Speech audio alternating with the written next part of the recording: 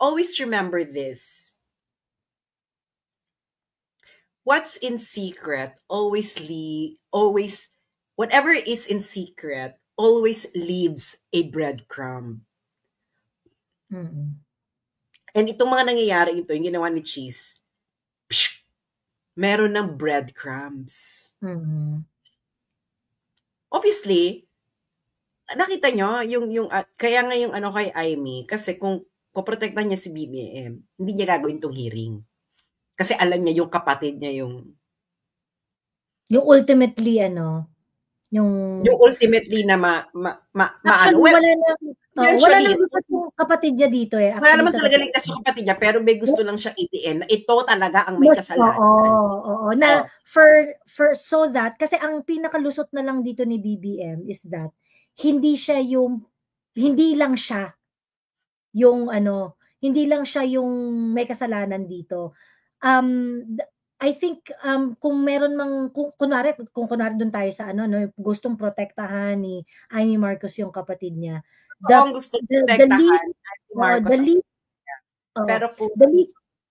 least liability of Bongbong Marcos is the omission. Yung passive participant siya dito sa mga to. Yun yung yun yung pinaka least na liability niya. Yung passive participant siya in all of this. But sino yung mga active? Yun yung hinahunting ngayon nito ni Tingin ko, yun yung hinahunting ngayon nito ni Amy. Ang hinahunting ni Amy ay hindi kapatid niya. Dahil alam ni Amy kung sino nag-utos. Gusto lang niyang i-reveal dito. Meron pa bang next hearing? Meron pa. Ako kung Amy, no, puksaan na. Oo. Todo niya na puksaan na to. Hindi ka dali naman mananalo bilang senador.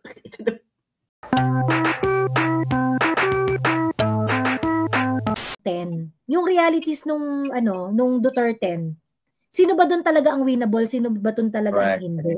Start yung mga Duterte-aligned politician to do something. Capitalize on what she is doing. Correct. Yeah. Correct. Sanay naman tayo. I know you can handle that really well. And you can deliver. Ang wish ko lang sa lahat ng tumitira sa akin, sana nasasarapan kayo. Kasi kung hindi kayo nasasarapan, kayo na yung tumitira, palita tayo ng pwesto.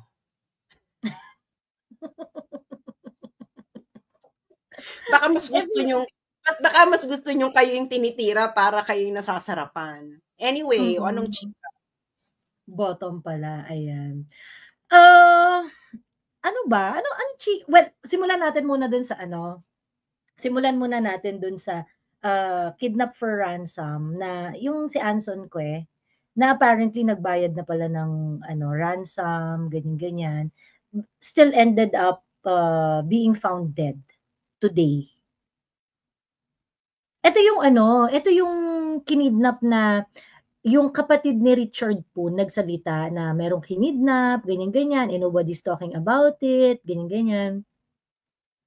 And apparently, mukhang maraming mga ganitong insidente sa Filipino-Chinese community. No one's safe. No one's safe now. Even yung mga mayayaman na may ways, merong to protect themselves. We are in a serious shit. Sabi ko sa inyo. Medyo kasi parang medyo like for example yan yung nangyari sa Senate inquiry, yung nangyari sa Tricom, ganyan. Merong medyo kahit paano medyo may jubilation ng onte. But let's just check the reality. We are not safe. All of us are not safe. 10 out of 12 daw ay Chinese, sabi ni It's Sylvie. Well,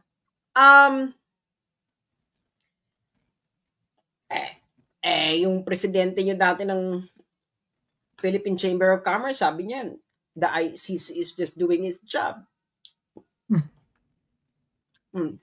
I'm really sorry, no? Ay, oo, si Happy Toothpaste. Yeah. Si Happy Toothpaste yan, ano, oo. Kaya hindi, I'm really sorry, no? The Filipino masses were enraged about Duterte being kidnapped. Tapos ngayon, pag kayong kinidnap, kami magpa-participate sa dalamhati ninyo. Filipino president was kidnapped. Hindi kayo nakijoin sa amin. Tapos gusto nyo, kayo biglang bibigyan ng atensyon. Ay. Yeah, it's actually a perfect time to turn the table on the Happy Toothpaste, no? The Happy Toothpaste CEO na Chinese Chamber of Commerce president. Ngayon, ano-ano ka? Happy Toothpaste president. Ang pangalan nito? Si, teka. Dr. something. Happy Toothpaste CEO. CEO siya, di ba? CEO and president.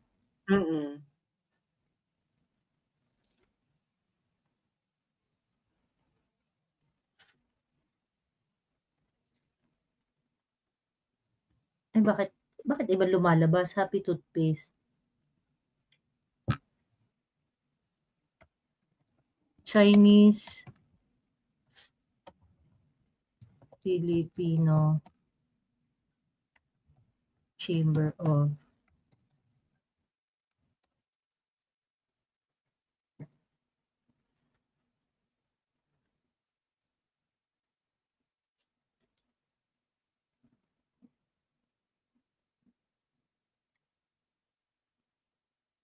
ano ang pangalanan?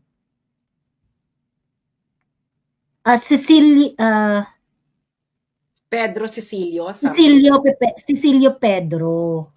Si Cecilio Pedro, sabi niya, the ICC is just doing its job. Tapos ngayon, nagre-raise siya ng alarm dahil tumataas ang kidnapping sa Chinese-Filipino community. Okay. Who made the Chinese safe in the first place in this country?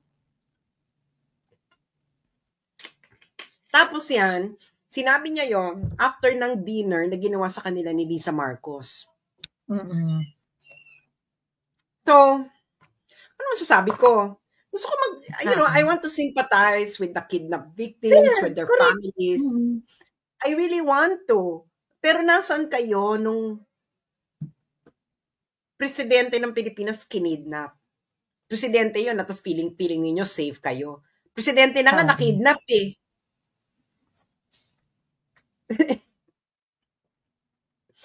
Diba? Presidente nakidnap. Tapos ang sasabihin lang nung isa sa mga leader ninyo, the ICC is just doing its job. Ulul. Correct. So I think that the Chinese chambers of commerce should recalibrate, no? You have to, if you want to protect your kind, diba? If you want to protect your kind, you have to recalibrate your stand. Your president, the president of your civic organization is questioning, in fact, not questioning the kidnapping of the president, na dapat okay lang daw yun, ganyan. Diba? Kaya no? Well, baka karma. Bahala kayo. Correct. Problema mo na yan. It's a wake-up call on them. Problema mo na yan, Cecilio Pedro. Yung presidente nga, hindi safe sa kidnapping, kayo pa. Correct. And pag yung ito kasing situation na to, pag nag-trickle down nga sa ordinary Filipino, kasi syempre parang ito may pang ransom, pagkatapos syempre kaya ring mag-hire ng security and things like that. Yung underlying consequences kasi nito, pag tinarget ka ng masasamang loob dito sa Pilipinas, wala kang laban. That's how we are now. Pag tinarget ka ng masasamang loob dito sa Pilipinas, wala kang kalaban-laban. Wala ka talagang laban. Ang tanging panlaban lang talaga natin ngayon ay social media. Correct. At pagkatapos, ginagerger pa. Social media na nga lang, ginagurger pa. Diyos me. Pero nga, ang sabi ko nga, tayo kasing mga commentators, tayo yung mga salamin. Pag totoo kang salamin, ano mang ginagawa ng salamin? It reflects. Kung totoo ka talagang salamin, pag binasag ka, dadami ka at lalo kang magiging mas tusok. Ayun ay kung totoong you're really reflecting on what's really going on, you're reflecting on what's going on the country at hindi ka lang yung jukebox. Kasi ang jukebox, pag winasak ang jukebox, wasak na rin yan. Wala nang tutugtog dyan. Pero pag ang salamin, binasag mo, dadami yan. At lalo mas magiging tusok. Sabi, he doesn't represent entire Filipino-Chinese community. Then you police your own. Correct. He represents the Filipino-Chinese community. Yeah, ano ko nga nakita. He represents the Chinese-Filipino Chamber of Commerce. So ito yung mga yung grupo ng mga Chinese, ng mga businessmen, ito yung mga tycoons, ito yung mga that's their official stand, yung statement niya. Siya yung presidente dyan eh. Diba? Thank you lang ako kay Doc Ethel Pineda. Thank you very much sa green ribbon. Ayan. O, diba kinabit ko ng live? So, anyway, yeah, they have to recalibrate. I mean, the Chinese-Filipino community na nakakaranas rin naman ng ganitong fear and who are also living living on the edge because of the criminality in your community, you also have to speak up. I think there is a good portion of Filipino-Chinese community who are very, very supportive of PRRD and what happened to him. It's just that rin kasi, hindi naman, totoo naman to hindi lang sa Filipino-Chinese businessmen, no? Kahit yung mga Filipino businessmen. Ang dami rin kasi ayaw magsalita. Ang dami rin kasi ayaw magsalita kasi nga ayaw nilang magurgur sa administrasyon ni Bongbong Marcos. So they would either accommodate or they will make sip-sip because that will be good for their business. That's the problem. Ngayon, kapag naging target ka ng mga kriminal at mga ganitong are you going to be defended by this administration? The answer is clearly no. 'Di ba? So yun. So eto nga kasi yan eh, if meron ng mga injustices na nangyayari, nakikita nyo na mali yung ginagawa and you still keep quiet. Why? Because maybe that person is bringing you benefit. Itong administration is bringing you benefit or hindi pa ikaw yung biktima. Yun yung problem. If you stay quiet, 'di ba? Eventually it will catch up on you. Ayan. At yan ang pamantayan natin sa buhay, 'di ba? Pag meron kang nakitang mali and you did not call it out, 'di ba? Later on, alam mo, papunta na tayo sa exciting part, no? Alam mo, kung may mga nakikinig sa akin dito ng mga pastor or religious group, this is now the time for reformation in the Philippines dahil bagsak na talagang ating values sa buhay. Correct. And parati naman ang mga religious group ang nangunguna dyan sa values reformation, no? Kaya kailangan usap ko yung mga Muslim brothers and sisters kanina. Yung ginagawa ba ni Adjong ay haram o hindi haram? Gusto ko malaman. No? Haram ba yun o hindi? Papapayo ba? And haram is not just wrong, Yung haram yung parang it's corrupted. Ganon yung haram eh. Di ba yung baboy. Baboy yung ganon. Oo. Baboy siya. Yung kumbaga, it's not just wrong. It parang siya yung it's more than wrong. 'Di ba? It's more than wrong. It's corrupted. It's kaya nga ako, no, you know what? When I talk to, naalala niyo yung panahon na pinatayan ako ng ilaw? Di ba yung sa Cavite? And I didn't expect na walang lumapit sa aking LGBT group noon ang nag-contact sa akin noon ay grupo sila ng mga Christian evangelist groups. Parang sila atang pinakamalaking Christian evangelist groups. And conservative movement. Parang meet kami. And I didn't expect na Hindi ko nga alam kung gusto lang daw nila ako makita, ganyan. And then, nung nakita din nila ako, nagulat ako, nag-uusap-usap. Alam mo yung, parang nagkakamustahan ako, kamusta, ganyan. Tapos bigla yung, I don't know if he was the leader or not. Sabi niya na, on behalf of all Christians, group namin, we would like to apologize. Sabi ko, hello eh. Sabi ko, hindi naman kayo may kasalanan nun eh. Pero thank you. Parang, you know, ako,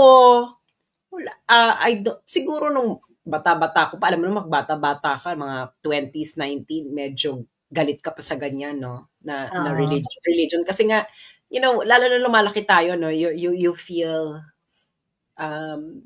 suffocated. Restricted by the And then when you get older, naiintindihan mo na kailangan pala yun. Kailangan pala yun. Kasi huhubugin ka nun, huhubugin ka niya. Hindi ka niya gagawin katulad nun, pero diamonds need pressure. It does put structure dun sa life ng believer. Diba? Tao. Scaffolding. Of course, the final building will be your own blueprint, no? Pero it just gives it's your final engineering dahil ikaw buhay mo naman yan. It just gives you scaffolding. Kaya ako wala na ako diyang qualms sa religion. Naintindihan ko na okay, sige, naintindihan ko yung kailangan mo na magpreno-preno dito sa mga LGBT na ito kasi nga the society is too scattered and to be able to have the discipline. Well, look at what happened to the United States, no? Kaya ako, that's what we need right now, you know, kung may nakikinig dito ng mga religious group, we need a values revolution dahil kakaiba na itong corruption. Kahit hindi, nakakasuka ito. Nakakasuka. And kaya yun lang sanang hinihiling ko, no, na you speak up kasi it is the soul of the Philippines that is now crying for help. Totoo. Hindi nyo man nararamdaman. It is actually the soul already of the country trying to ask for help to be repaired. Okay, ano ba masasabi ko? Ano bang last words ko? So, kailangan natin i-wrap up ang mga nangyari ngayon dahil very surreal. Unang-una, si Congressman Adjong lecturing me about honor.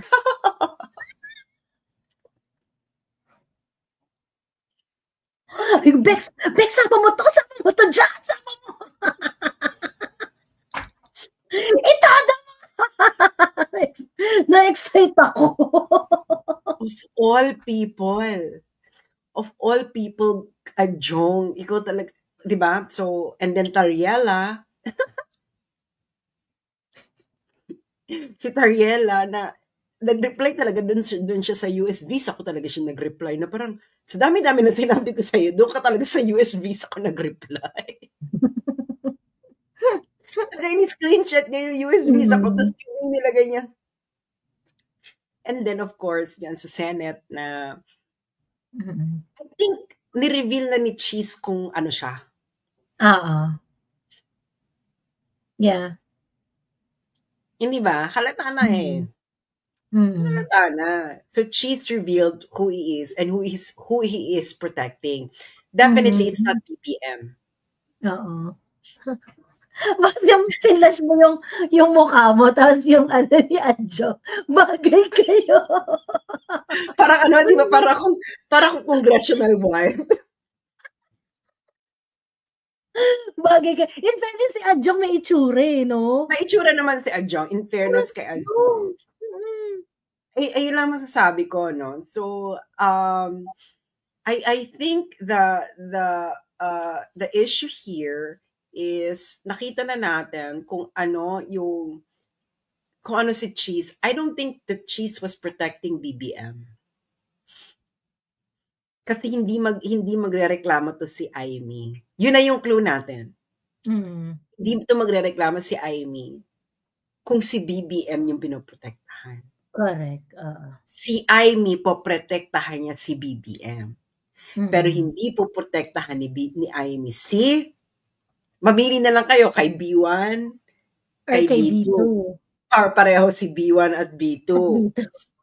So, kanino mas malapit si Cheese? Kay B1 or kay B2? Or sa pareho? Nagigets yun na. Nagigets yun na. Kaya nga, maraming maraming, always remember this. What's in secret whatever is in secret always leaves a breadcrumb. And itong mga nangyayari ito, yung ginawa ni Cheese, meron ng breadcrumbs. Obviously, nakita nyo, kaya nga yung kay Amy, kasi kung poprotektahan niya si BBM, hindi niya gagawin tong hearing. Kasi alam niya yung kapatid niya yung ultimately yung ultimately na actually, wala nang ligtas yung kapatid niya dito eh. Wala naman talaga ligtas yung kapatid niya, pero may gusto lang siya itiin na ito talaga ang may kasalanan. Oo. Na for so that, kasi ang pinakalusot na lang dito ni BBM is that hindi lang siya yung may kasalanan dito. I think kung meron kung kunwari doon tayo sa gustong protektahan ni Amy Marcos yung kapatid niya. The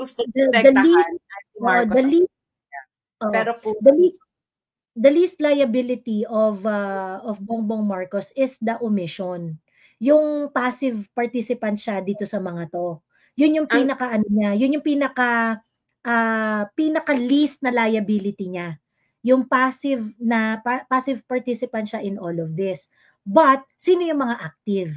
Yun yung hinahunting ngayon nito ni tingin ko, yun yung hinahunting ngayon nito ni Amy. Ang hinahunting ni Amy ay hindi kapatid niya. Dahil alam ni Amy kung sino nag-utos. Gusto lang niyang i-reveal dito. Meron pa bang next hearing? Meron pa. Ako kung Amy, puksaan na. Oo, todo niya na puksaan na to. Hindi ka na rin naman mananalo bilang senador. Bakit hindi ka na magkaroon ng part 2, madam? Puksaan na to, girl. Oo. Saan na to? Hanggang nandyan ka pa. Kasi, question, sino sa tingin nyo ang nag-utos? Sabi ni Michiko. Alam niyo kung sino nag-utos? Kung sino nag-utos nung kay OJC. Siya rin yun. Di ba nga may chismis na may kausap si General na, yes, ma'am.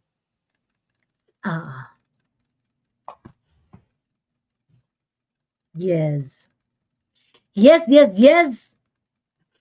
Ang lang natin ito, baka may pagsanib puwersa rin si B1 at si B2 kasi alam natin na si Marbil kay B1. Oo. Tingin ko may pagsanib puwersa talaga yan. Kasi si Marbil ay kay B1. Tapos si Torre ay kay B2. Si Torre ay kay B2. So, sanib puwersa yan. May sanib puwersa yan. At ang nag-wine and dine sa mga taga-ibang kastilyong buhangin ay si B1. Oo. Diba? So, may sanib puwersa yan. Si B1 at si B2. Si B2, parang ang niya, ako nang bahala dyan kay B3. Oo, total lagi namang yan. Ako na yan. Gaganyan ako lang yan. Hello, B3! It's time for your medicine! Gamot ka na, inom na! Diba? Ayan. B3! It's time for your medicine! Say, diba?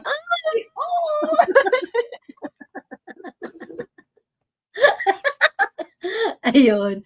Tatanong pala dito yung bago tayo mag-end live, yung dugo sa gums ni BBM, ano daw masasabi ko doon? Ikaw muna, sige.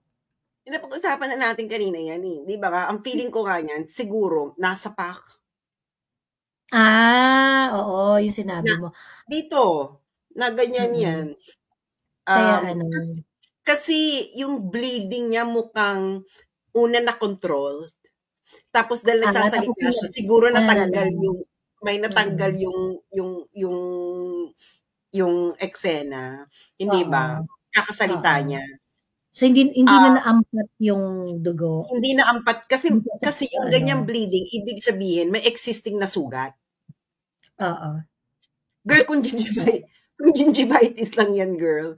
Naman na gingivitis yun. Ang gingivitis, di ba usually pag nagtutoothbrush ka, di mo malalaman na may gingivitis ka pala. Ito, girl, habang nagsasalita siya, biglang bumubulusok yung dugong ganun. So, feeling ko talaga, may existing na sugat yan. Tapos, una, they tried to stop the bleeding. Biglang kailangan may speech, galaw ng galaw yung panga niya. Hello. Kung nagsalita ka biglang natanggal yung stoppage ba? Stoppage. Kaya, di ba yung bulusok ng dugo, di ba? Parang sugat na natanggal yung band-aid. Di ba? Una, pag ganun, tapos, meron siyang flow. May flow di ba? Napansin niyo ba? So, yun ang tingin ko diyan, na nagkaroon niya ng and kailan ba nagkaroon ng bleeding? Today, di ba? The other day. Baka yun nga, bakit hindi mo napahinto? Bakit mo pinayagang pumunta? Baka may ganyang nangyari. Biglang, ay! Na-upward. Biglang sinabi, aray ko naman. Pero ako feeling ko naman, sa akin regardless kung, kasi yung iba parang, ayun nga yung kaya ng question ni Levi na, pwede ba questionin yung health condition niya? Ang problema kasi naglalakad siya, nagsasalita siya, he seemed to be well. I mean, hindi pa yan hindi mo pa hindi yun yung kagaya nung, di ba, napa-issue na ER daw siya sa San Miguel Hospital. Di ba, may ganong kwento before. Ang sa akin kasi noon, kung kunwari na ER siya, malaki kasi yung chance na magagamot lang siya. So, pagka kasi yung mga ganyang question na kumusta yung kalusugan niya, or kapag ka naging sobrang indisposed na siya for a certain number of days, I think that is the time that doon ka palang mag-aano. Di ba may one time na nawala siya ng isang linggo? Oo. Diba? So, ngayon, kakain ako ng totoong pagkain. Para siyang pansit. Ganyan. Noodles. Anyway, ayun ang ko, no? So, ngayon, yun ang churi ko. Yun ang churi ko na I accept na si Aimee, po-protection na niya si BBM.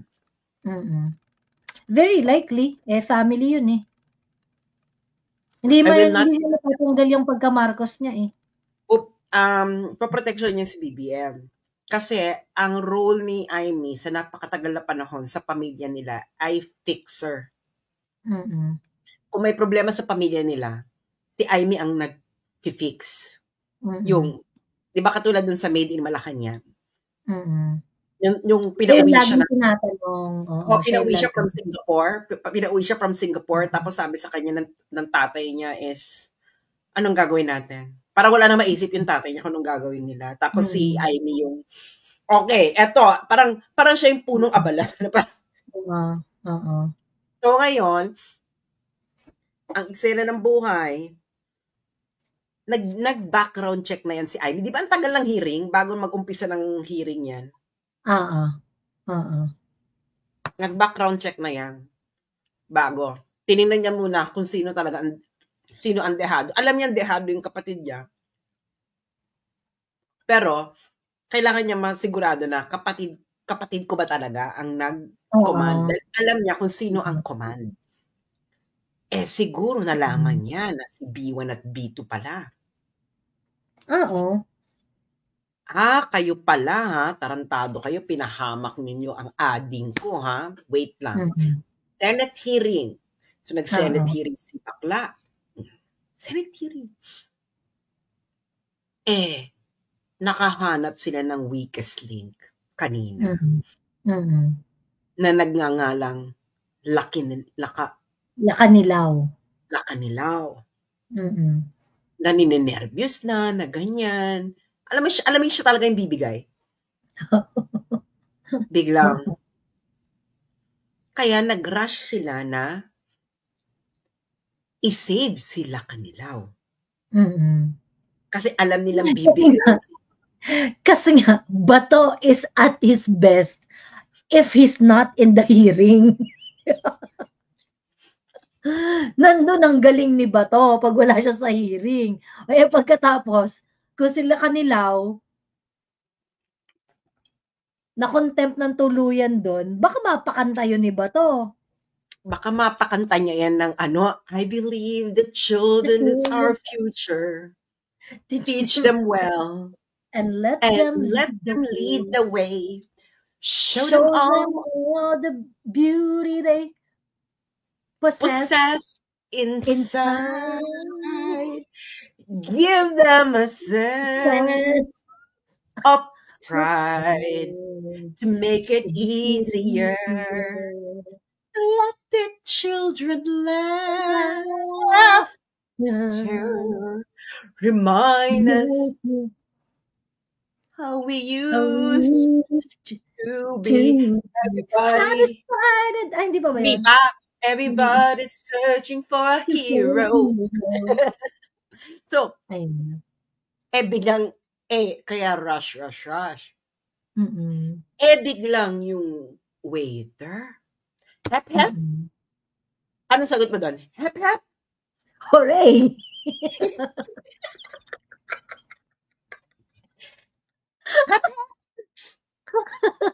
Hep, hep. Hooray! Hooray! Hooray! alam mo nung prayer, alam mo yung namin, intimate dinner namin dito nung birthday ni PRD dito sa Big. Inambate nila, kung maliit lang na restaurant, kami lang, fun lang kami. Tapos may mga kaunting speech. Nung ako na magsi-speech, hello po, everyone. Hep, hep. Ganun talaga ako. So sila naman, hooray!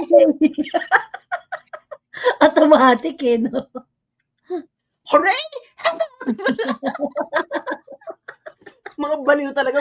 Mga Pinoy talaga nagsama-sama, baliw, no? Aminin niyo, mga Pinoy, pag nagsama-sama, parang mabuang ba sa mental hospital? Saan talaga yan? Ang mga Pinoy talaga pa nagsama-sama, parang mga tagang mental asylum patient. Ay, yung hoy! Naglingunan lahat ng Pinoy.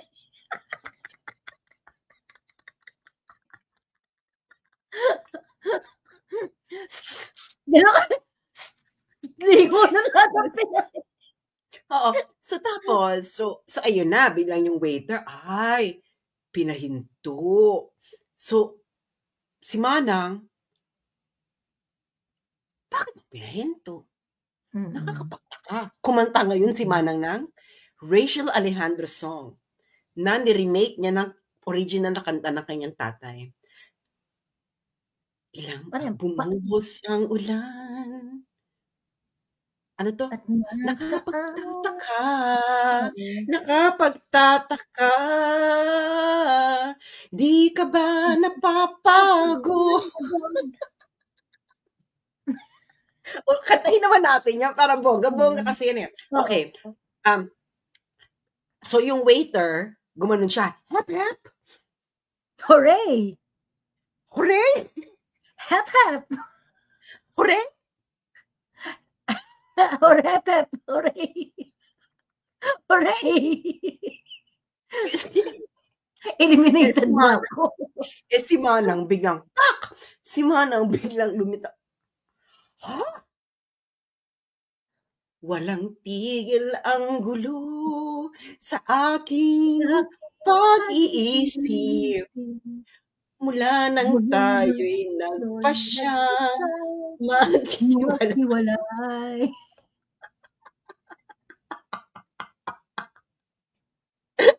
Napagid ng mga luha, damdamin at puso'y tigang. Wala nang maibubugan, wala na akong maramdaman. Walang tigil ang ulan, at nasaan ka araw, na paano ng pag-ibig sa isa't isa? Wala na bang nananatiling pag-asa, nakapagtataka, hindi ka ba napapagod o di kaya'y nagsasawa? Yan ang kinanta ni Manang. Mga tampuhan, walang hanggang katapusan. Yaan ang kinanta ni Manang pagkatapos mag-hep-hep. yung waiter. So si Manang, ganyan din ba si Manang? Huh?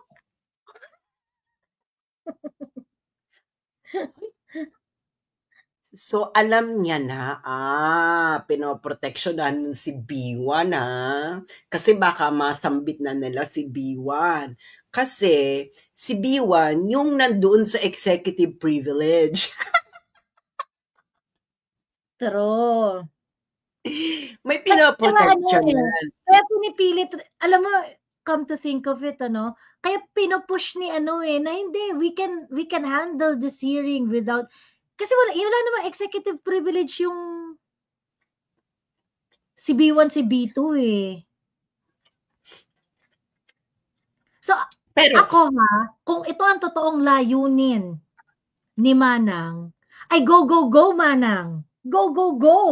Huntingin mo yan because that would mean two less lonely people in the world. Diba? Wala na magtagumpay si Manang. Wala na magtagumpay siya. Kung ako sa'yo, Manang. Tinegi bumbum niya tong dalawa. Diba? That means two less lonely people in the world. And we're gonna be fine. Ayun na nga, diba? Si B1 at si B2. Si B1 at si B2 talaga ang nasa likod niyan. Kaya nga, tinatanong na, sino nagbigay sa'yo ng order? Diba tinanong si Remulla, sino nagbigay sa'yo ng order? Ba't hindi mo masabing presidente? Bets, tapos yan kung sinabi, bakit hindi nila sinasabing presidente? Gano'ng kahirap yun? Presidente po ang nag-approve. Tapos yan. Pero, hindi nila masabing presidente yung nag-approve. Dahil hindi nga si BBM. Kasi hindi nga si BBM. True. Kaya intayin natin kung makakanta tayo na two less lonely people in the world. Dahil dahil hindi si BBM ang command. True. Diba, sino ba nag-utos sa ISAP para may kidnapin? Si B2. Diba? O same pattern. May kinidnap sa Turkey. Nakakidnap nga sila ng mga bata sa Turkey. Sa Pilipinas pa kaya. Ayun. So, alam nyo na. Kaya itong si Manang, go lang ng Manang. Alam naman namin gusto mo gusto mo naman proteksyonan yung kapatid mo kahit paano, pero alam naman natin na may kasalanan din yung kapatid mo dahil hinayaan niya yan. Ngayon, kung gusto mo i-pin down si B1 at B2, go mo na kasi malaki ang chance na hindi ka rin naman mananalo. So, ituloy mo na yan. Baka may chance na. Itodo na, diba? Itodo na. Well, hindi mo rin alam, baka manalo ka pa dahil inusig mo talaga si B1 at B2. Si B1 at B2, wala yung immunity. Ayan. Meron pang umeksena dito sa backstage. Ano ba yan? Patulog na tayo Ayan. Hello, Tom ug Tim. Ay, umalis na si Tom ug Tim. Ayun. That's how we coexist, di ba? Na kanya-kanya tayo ng trip, respetuhan tayo. We agree on things based on its substance, di ba? But, wala na eh. Ngayon, wali na talaga eh. People justify what is wrong at yung mali, yun yung binibigyan ng gina-justify nila na tama. Nakakaloka. We really need to go back to basics. As in... Well, I think ang nangyayari niyan talaga is hindi na nila maraman kung ano lang talaga yan. It's really to diminish following of Duterte-aligned bloggers. Mm-mm. It's really about that, na hindi na dumami. Nakikita na nila na madami. Parang, naku, kailangan nating kalusin ito kasi manganganib tayo sa impeachment trial. Hindi ba? So, syempre, ginurgur na nila yung isa mong page, tapos, ganyan naman sila magugurgur. That is all there is to it. Ang problema, lalong dumadami yung following. Just for your information, di ba? Sinusundan ka pa rin ng following mo. Correct. Hindi naman nila iniwanan. Hindi ba? So, mahirap kasing iwanan ng mahal. And, just for your information, lumagpas na po tayo ng 500 million. Grabe, no? Lumagpas na po ako ng 90-day view na 500 million. So, ano na po ako ngayon? In the last 90 days, ang number of views ng aking content ay 517,075,013. Again, 517 million na siya. 517 million. So, and I think this will never achieve something like that. Huh?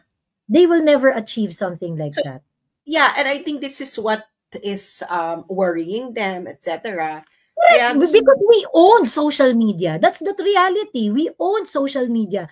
And it's because they're not giving what the people needs. At yung mga kailangan ng mga tao, sa atin nila nakukuha. Authenticity. Diba? Ako, bakit sinusundan pa rin ako ng mga to, no? Na nandiyan pa rin sila, ganyan. Ito naman si Tariela, gutter talk, Beck. The Filipino people talk in gutter. True. Diba? Authenticity yan eh. Authenticity yan. Authenticity. Hindi ka po pwede. Ikaw kasi gusto mo, yung mga ayaw pag-gutter, kasi meron silang audience na gustong makuha yung mga pasosyal, yung mga virgin. I don't care about the pasosyal and the virgin. I want to talk to the Filipino masses. And I will talk how the Filipino masses talk. At yun ay punong-puno ng kalibugan. Aminin niyo, wag na tayo magbulahan.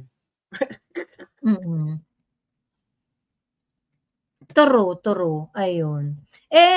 Anyway, hindi kasi nila maiintindihan dahil never naman talaga sila naging part ng masa. That is why. Napanood mo yung hearing today, Sas? Some parts of it, pero nabububuhan na ako eh. Bigyan mo ako ng rough emerald. Well, yung second hearing, actually, maraming magandang sinabi doon si Alan Peter Cayetano eh.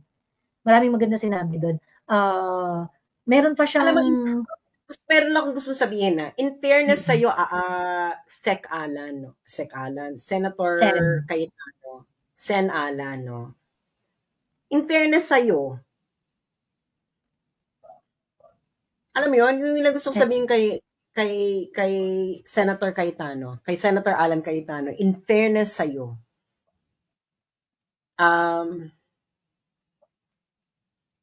alam mo yun, na parang hindi mo iniwanan si PRD. Dito, correct. Oo, na you could have, kasi wala ka namang mapapala eh. Alam mo yun, na dito eh. Pero you did not eh. Kahit, parang, actually maraming issue na si Senator Cayetano, hindi, Oo, correct. Magaganda yung questions niya. Oo, hindi lang dito, pero iba pang issue, na buo yung ano niya. Kasi, hindi ko lang sabihin, pero I have met him before, and then we were talking about, pero it's about foreign policy. Kahit doon parang, yung paano sa'yo, hindi ka pag-gewang-gewang ang prinsipyo mo sa buhay. No? Kasi meron kasi siya dating image na ganun palip, yung pag ganon. Pero ngayon, parang in fairness sa'yo, Senator Cayetano,